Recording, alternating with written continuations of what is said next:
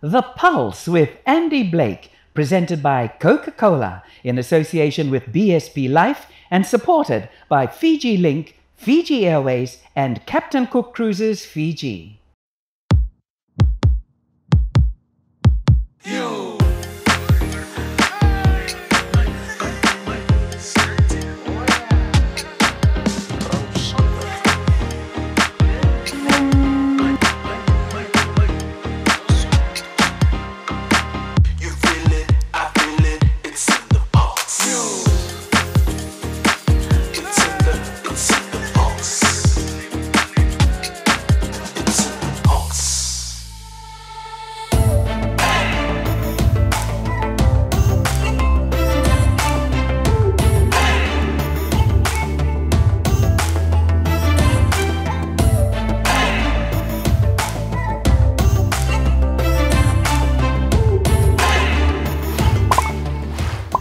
Now this here is what makes this part of Fiji unique, the famous black sands of the Dawasamu district.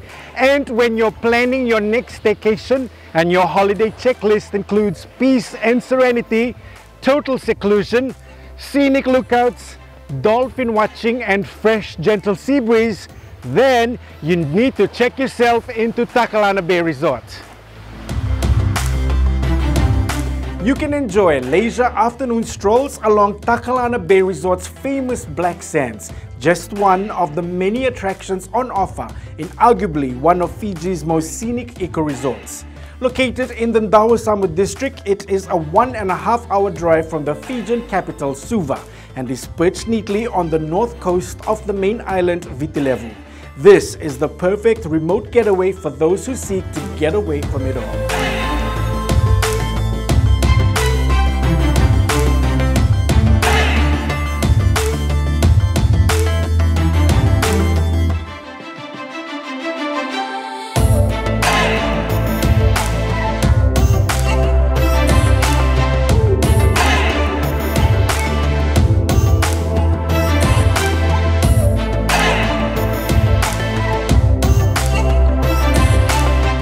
The eco-resort accommodates up to 14 guests that can enjoy the scenic views of the Dawasamu coast as they dreamily gaze out to Bly Waters from the deck-in view.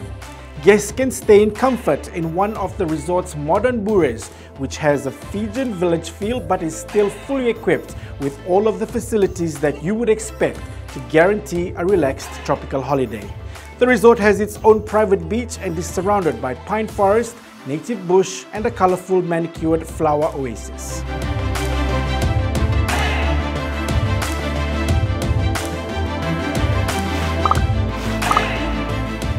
One of the attractions of the resort is getting the opportunity to visit Moon Reef to sight spinner dolphins.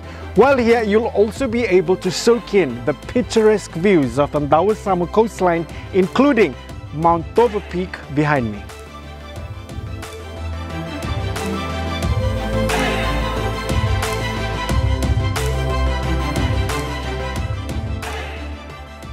Escape into the heart of the Tailevu province and straight into paradise. Takalana Bay Resort awaits you.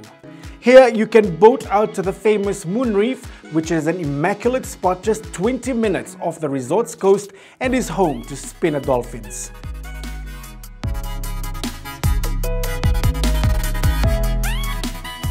Love scenic lookouts? Capture postcard images of Koro Island, Naingani and Tailevu over the sparkling Bly Waters.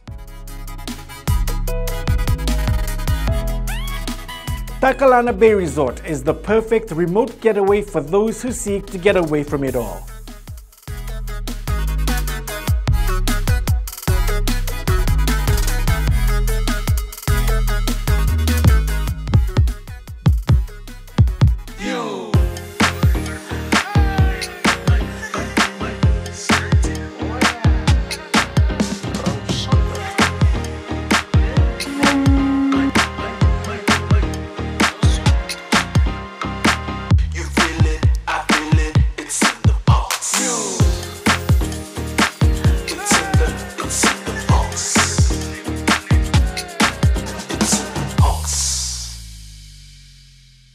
The Pulse with Andy Blake, presented by Coca-Cola in association with BSP Life and supported by Fiji Link, Fiji Airways and Captain Cook Cruises Fiji.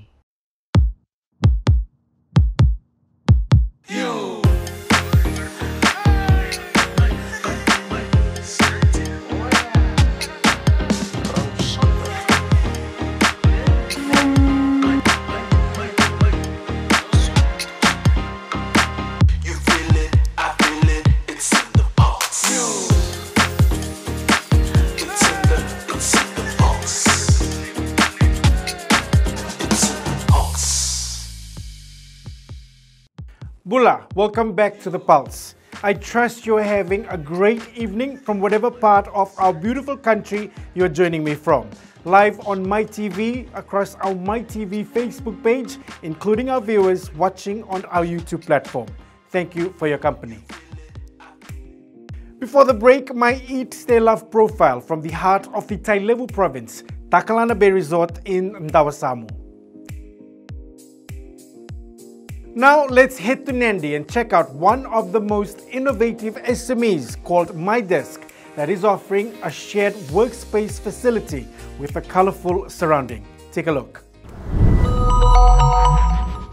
My Desk is a shared workspace facility and a premium office space in a collaborative setting that is revolutionizing the way people and companies work.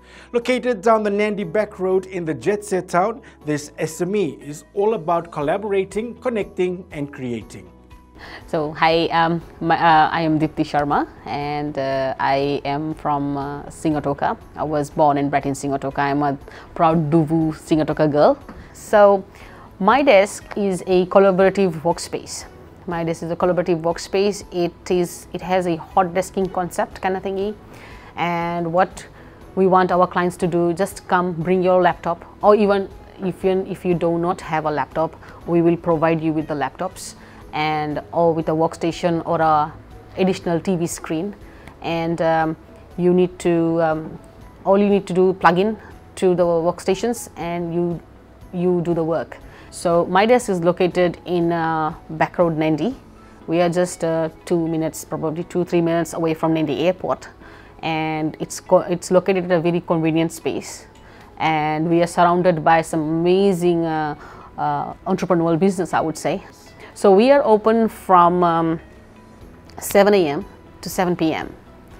and we are open from Monday to Saturday, and Sundays we are only open when there is bookings. So there was once upon a time I was actually sitting in a co-work space and I didn't even know what it is. It was just amazing. I thought I'm actually sitting in a coffee shop, but then it was a co-work space. We had members. So when I was trying to check it out, and they go like, okay, how many hours you have used the space, and I was actually billed for using the space and not for the coffee. So that was like, okay, this is interesting. And I have always wanted a setup like this, to be honest, in Fiji. It wasn't a very smooth ride. Well, we had funding issues actually, but then I have been running my agency. I had support from my husband, my marketing agency. We delivered some successful projects, so we had a bit of funding. So we did juggling from here and there. We actually had it. So one of the major issues we actually had. So just because the amount of budget we had, so we had to do a lot of customization here and there. You know, we had to sacrifice this. We had plans for this. We have to sacrifice that because of funding. But at the end of the day, we managed to make it happen. Also, changing the mindsets of people, the concept of using a co-work space. That is actually one of the major challenges. My Desk offers SMEs, startup entrepreneurs, freelancers and visitors access to perks of a conventional office to commune, conference and consult. You can also enjoy freshly brewed coffee and tea while working in an air-conditioned space that has access to kitchen facilities, secured high-speed internet and hassle-free parking. So the best thing about my job is I get to meet great people. I get to meet so many amazing people. I get to meet creativity. I get to meet so many great entrepreneurs. I get to network with a good number of people out here. So, and the personal satisfaction that you are part of somebody's success. one of the challenges was like people coming in the space and people coming in the space and doing the work because of COVID, because a lot of people didn't really even wanted to get out of the house. So it became a bit of sort of a challenge for us as well to let people know, okay, you are coming in a very safe environment. We are not getting a room full of people actually. So that was one of the issues which we were going through. So when we did our launch of My Desk, I was very overwhelmed, very happy to see the support I had from my fellow entrepreneurs. I used all the local entrepreneurs to be the brand ambassadors, to be the ambassadors of My Desk. And when we had our launch, the number of local entrepreneurs who actually came to support me during this time was very overwhelming. I mean, thanks to all the entrepreneurs in Nadi and Fiji. Okay, there's numerous ways to contact us. Currently, we are working on our online booking platforms for our My Desk. But overall, you can contact us through social media platforms. We are available on all the social media platforms: Facebook, Instagram, LinkedIn, Twitter. So you can contact us through that. And also our mobile numbers are advertised. We are open, we answer phone calls, of course. So you can call us anytime to give your booking. And then there is a contact form on our website. Our website is live, so you can contact us through our website. Okay, it's very clear cut. It's about energy. I'm a strong believer in energy and the vibes. And I feel that if you really want to do something, if you made up your mind that you want to do something in your life, there is nothing out there which can stop you. This week in Culture Explained, I profile the Daku, one of the most unique fans that is the pride of Daku village in the province of Tailevu.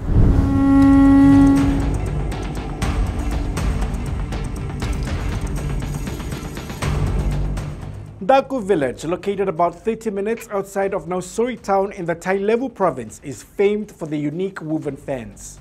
The fans, woven by the women of this village, displays an age-old tradition and was what the people of Daku village usually took with them when visiting the chiefly island of Mbao.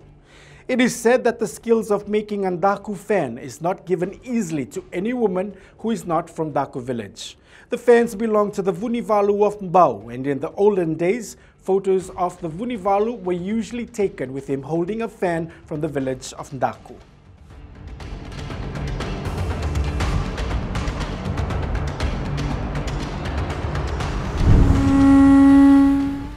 My profile on the Daku in Culture Explained and earlier Homegrown with Dipti Sharma at My Desk, a shared workspace facility in Nadi. Great stuff. Time for a short break. We meet Justin Hunter after the break. My Talanoa with the man behind Fiji's most famous jewelry brand, J. Hunter Pearls. See you shortly. You feel it, I feel it, it's in the box. It's in the box. The Pulse with Andy Blake, presented by Coca-Cola in association with BSP Life and supported by Fiji Link, Fiji Airways and Captain Cook Cruises Fiji.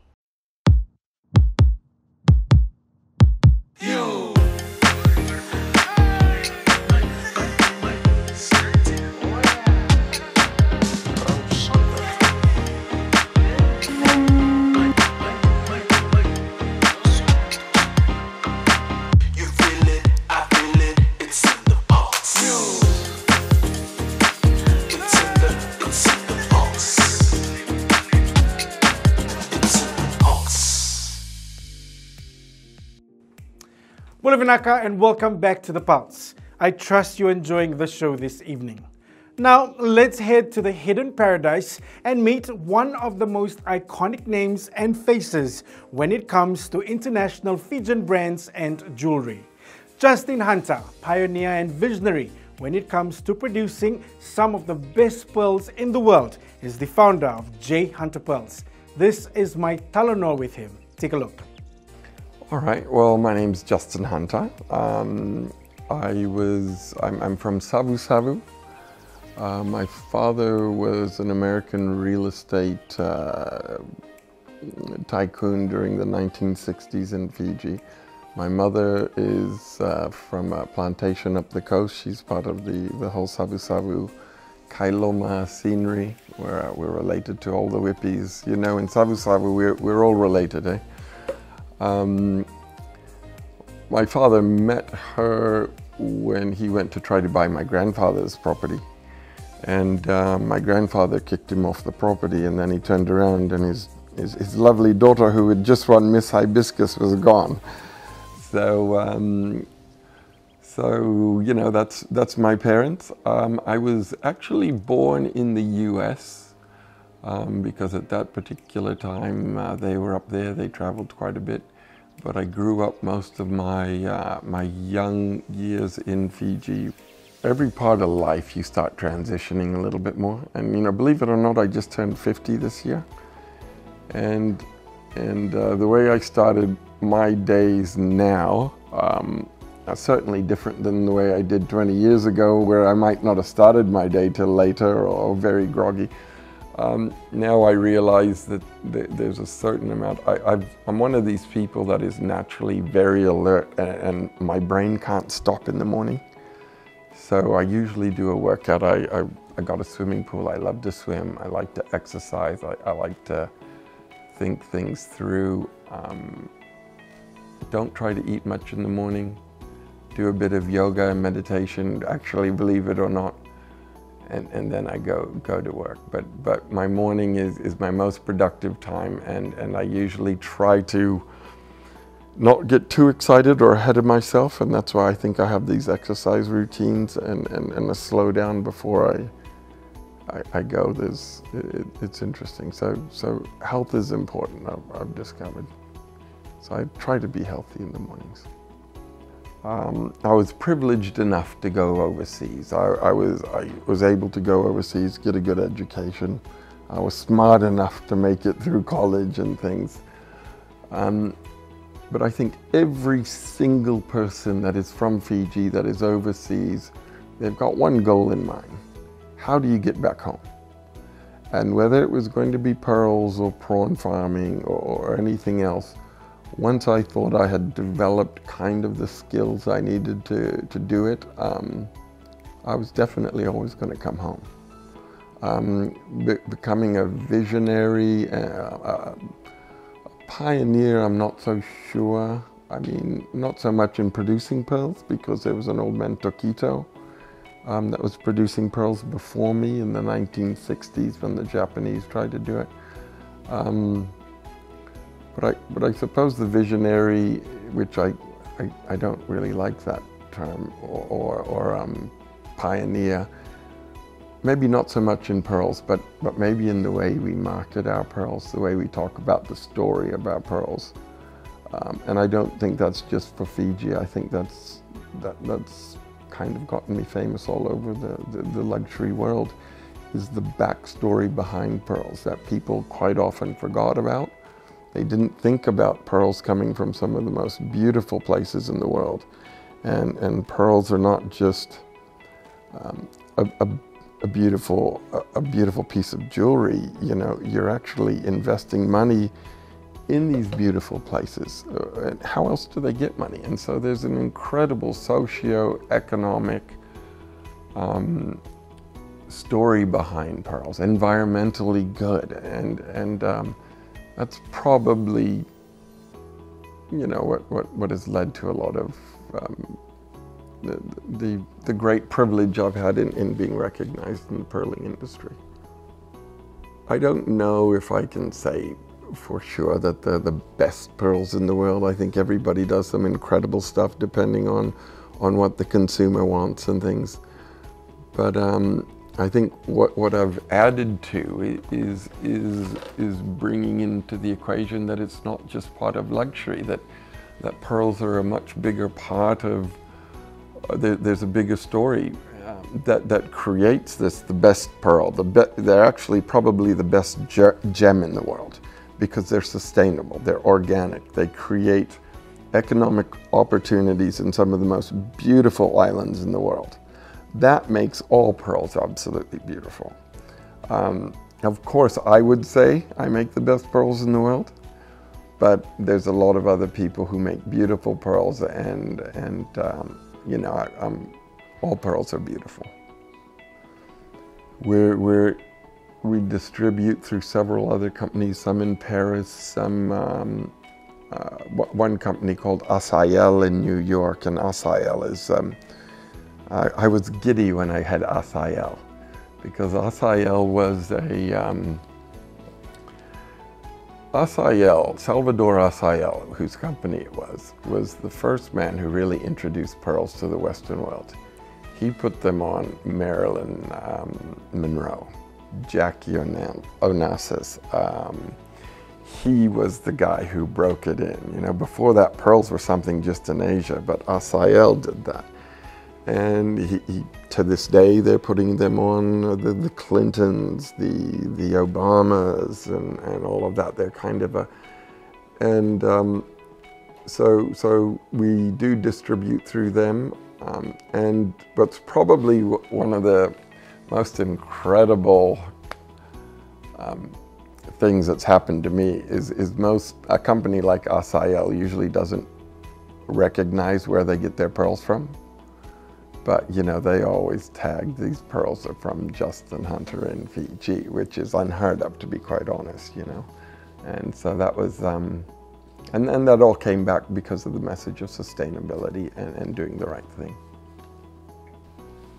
Well, it was wonderful when I won my first Exporter of the Year and made a fool out of myself in front of everybody in the Fiji government back in 2006 because I was celebrating a bit too hard. But you know, that was a first step. I mean, there's been interesting things. I'm now on a board. I was asked to be on a board for the World Jewelry Confederation, which is headed by Nick Paz-Bailey, and every single national jewelry body from all over the world. This is, and I've worked with them, and I do stuff there. I've spoke at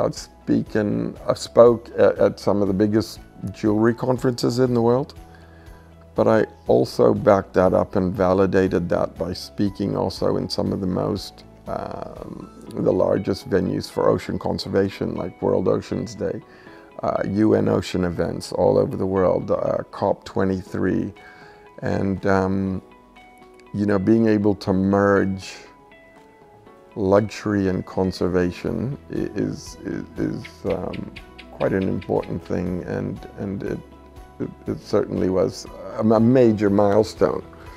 We have to find a way to merge conservation with economic opportunities.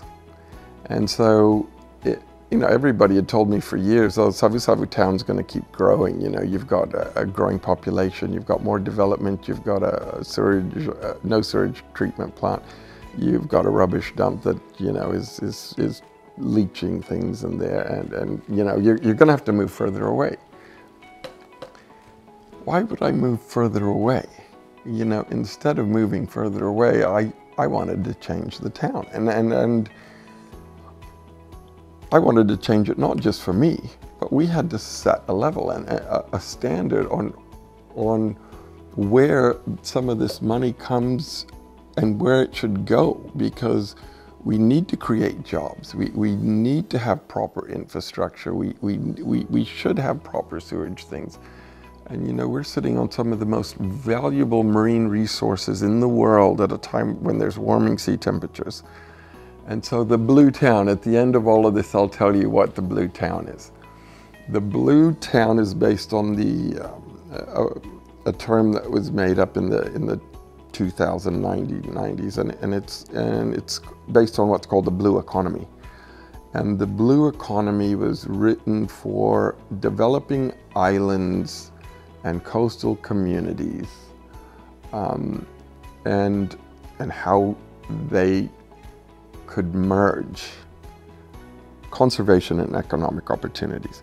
And so what I want Savu to do is to be an absolute perfect model on how conservation done right, and we get the right partners to come in and clean up this place, that it's not just going to clean up the environment, it's actually going to contribute to our overall opportunities for our people, because that is a huge marketing platform for people all around the world. To say you're going to a community that has embraced all of these conservation efforts. It's locally owned. You go to a market that's local produce, organically grown, and that consumer, it's such a big market to tap into, and so that's my dream, is to make the Blue Town happen. And will it happen? A lot of people tell me I'm dreaming and it'll never happen, and that's all right. You know, it's a hard road to try to do this, but it's not as hard as like when I've tried to quit. If you try to quit when you can see things I see and I think I can make an actual difference to Fiji and our people and our community. And I've tried to quit many times, but I stopped being able to sleep, because that burden is a lot harder than trying to simply keep pushing for something like this. So I'm glad to keep going. And so, yeah, the Blue Model Town's interesting, and I'm glad I've got government support and quite a bit of support throughout the community. And I'll keep pushing, that's for sure. I won't give up. I can't give up. I want to be able to sleep at night. What we've done, and being known in the pearling industry and in luxury as well as we are, I mean, I'm really quite well known, believe it or not. I still pinch myself when they're inviting me to talk to things, because I'm kind of a very small pearl farmer here in South Africa. So that's all unreal. This whole adventure's been unreal. There's a lot of things that are behind me. There's always difficulties in life. You know, we've had 2 years of COVID. You can't imagine what that's like for a pearl producer who can't get to the markets anymore, who can't get there, whose main tourist line is some of the 23 outlets in some of the resorts, high-end resorts in Fiji. Our own shops and things have all been closed. That's been great to get behind. I definitely got a lot more things I want to do, and we're working with fisheries and certain other groups to grow edible oysters. I'd like to get back into giant clams and even sea cucumbers, where we can raise it through our hatchery, restock areas, and create farms for those communities. I love seeing things that trip me out, because I'm blown away, and I think that inspires me. When I see something that's beautiful or so well said, that makes you think and really go, where did that come from?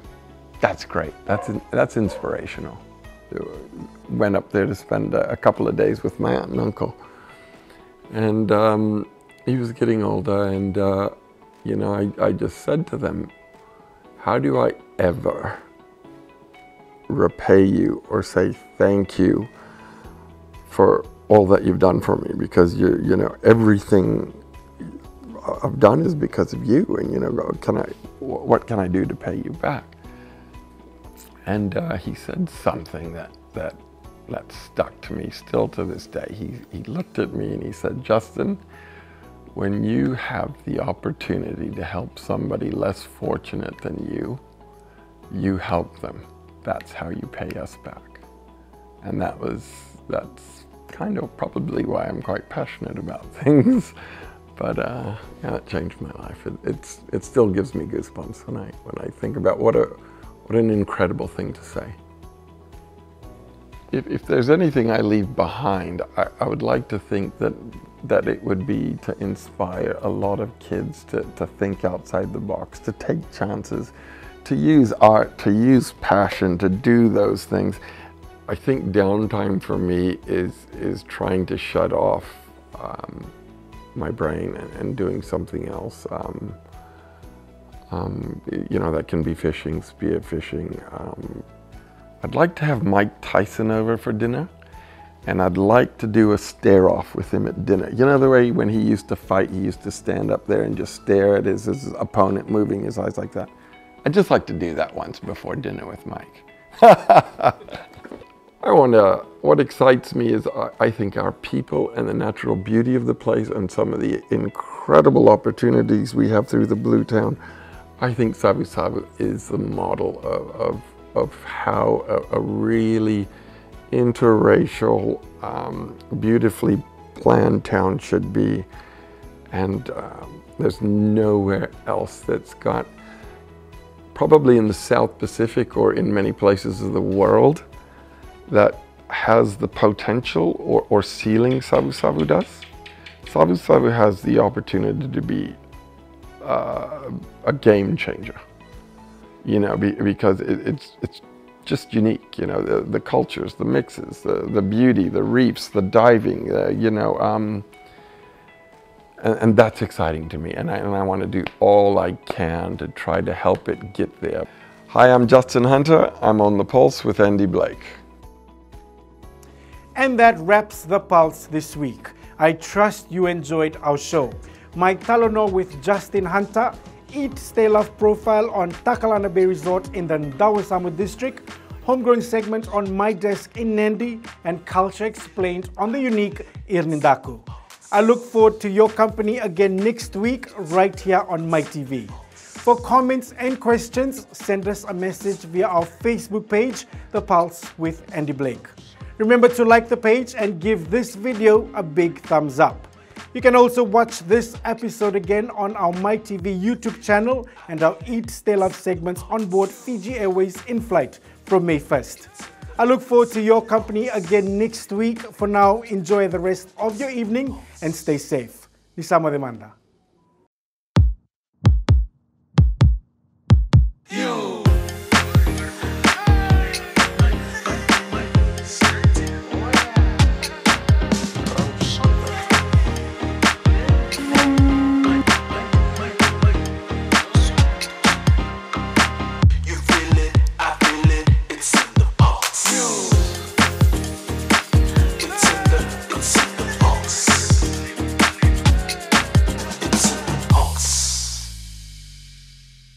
The Pulse with Andhy Blake, presented by Coca-Cola in association with BSP Life and supported by Fiji Link, Fiji Airways and Captain Cook Cruises Fiji.